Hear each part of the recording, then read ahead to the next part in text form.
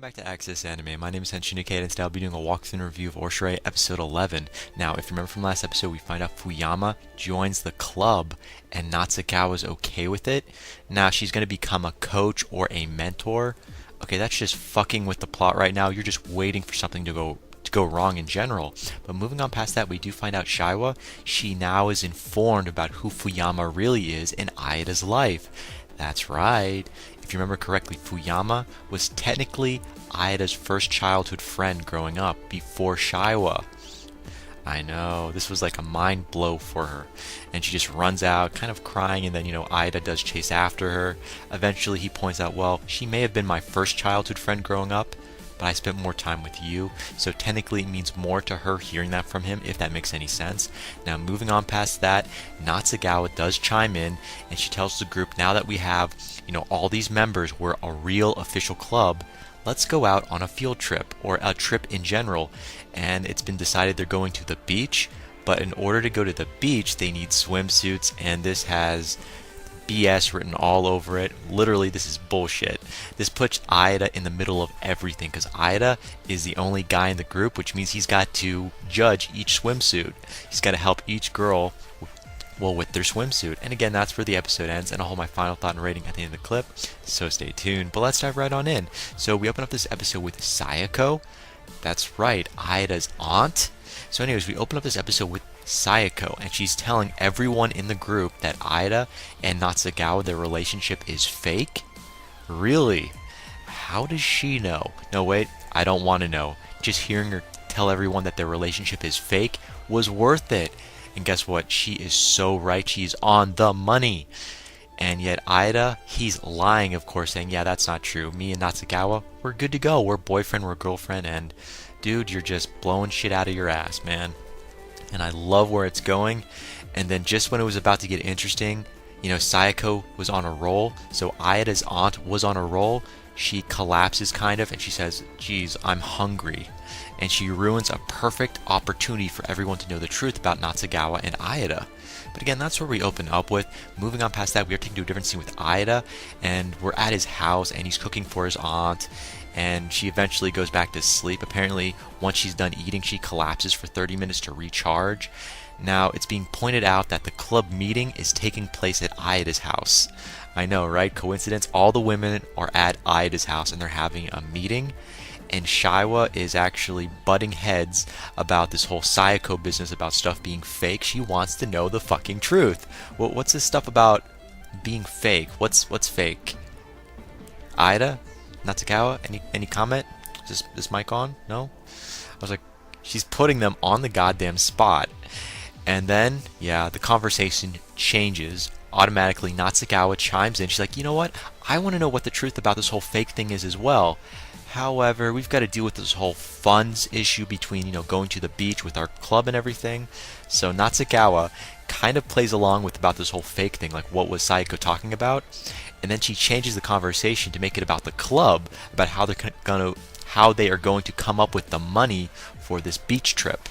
And I thought it was perfect timing, right? However, we're taken to a different scene with Sayako, and Sayako does wake up, and she mentions a contest where the club could actually benefit, like money-wise, or something along those lines, with this whole, it's a competing contest that her company has. And I was like, what a coincidence. I mean, really? And it leads to them earning money somehow if they compete in this competition. And again, her company is coming out with a new game. So she works for a video game company, and they're putting this whole competition thing together, and they need more young ladies to get involved. So this is an interesting opportunity for Natsukawa's club to benefit. I'm like, okay, I can't wait to see where this is going to go. However, this new game is called My Girlfriend is Way Too Head Over Heels for Me. What kind of game has that kind of fucking title? However, the shortening of this video game is called Orade, or Ordre, if that makes any sense. It's spelled Oredere, kind of like the title for this anime series, kind of. I love when you hear that within an anime series, like, well, that's the name of the anime series. Oh, she said it. Yeah, it was part of the name, not the full name, of course. if that makes any sense.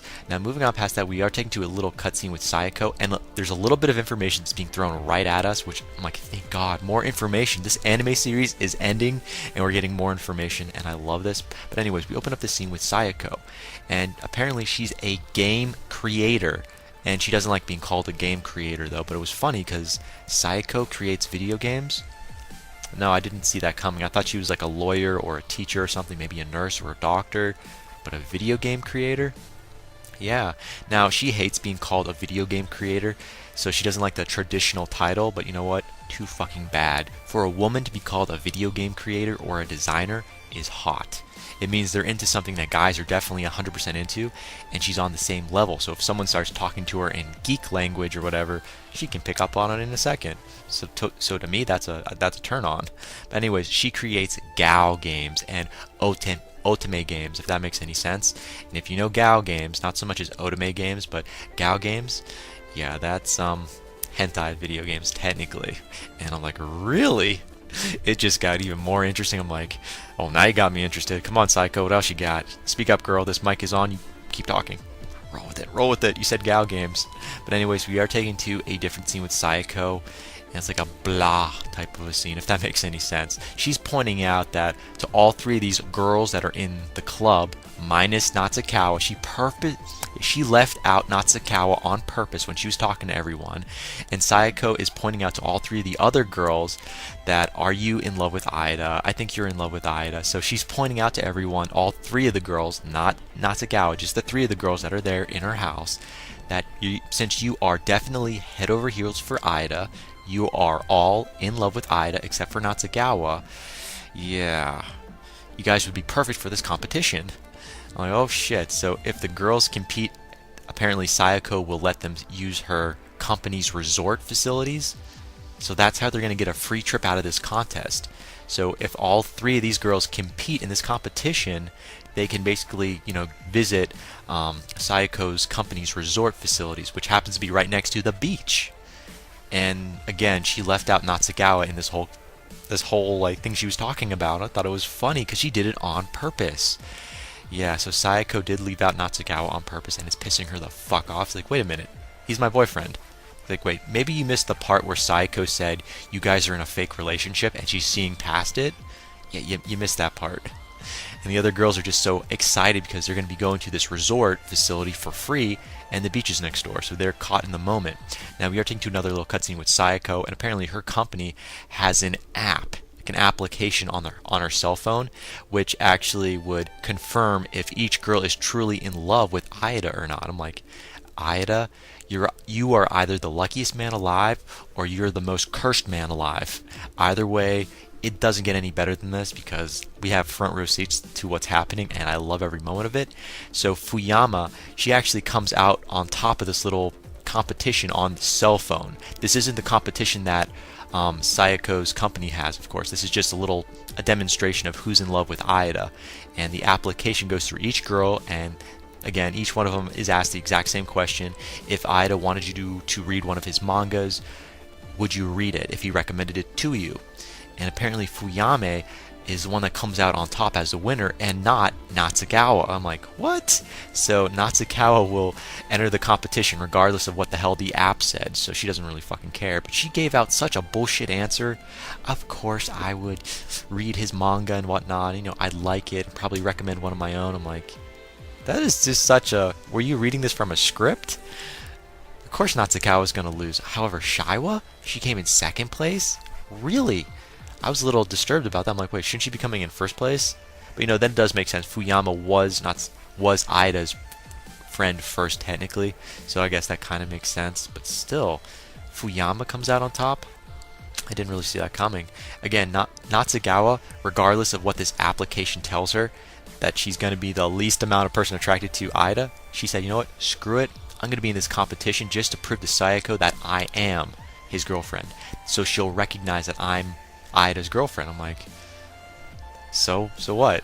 Sayako's entitled to her opinions. It doesn't mean she's right about everything, even though in this case she is, but who cares? When's the last time that Sayako got laid? Anyone?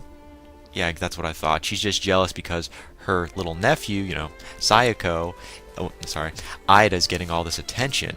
So of course Sayako is gonna pull this kind of bullshit out, but she is right about this bullshit. That's the funny thing about this. She is right. That's the funny thing, but sorry, I digress. Moving on past this, Sayako, she makes it even more interesting, having all these girls compete in her company's competition. If that wasn't enough, the winner gets to marry Aida. Since she is Aida's guardian, she has the right to stamp his initials on any legal document. And you know what? Fuyama, after she found out she won this competition, she like leaves the room. She overhears what Sayako says and comes back. She's like, you know what? I changed my mind. I want to be part of the competition.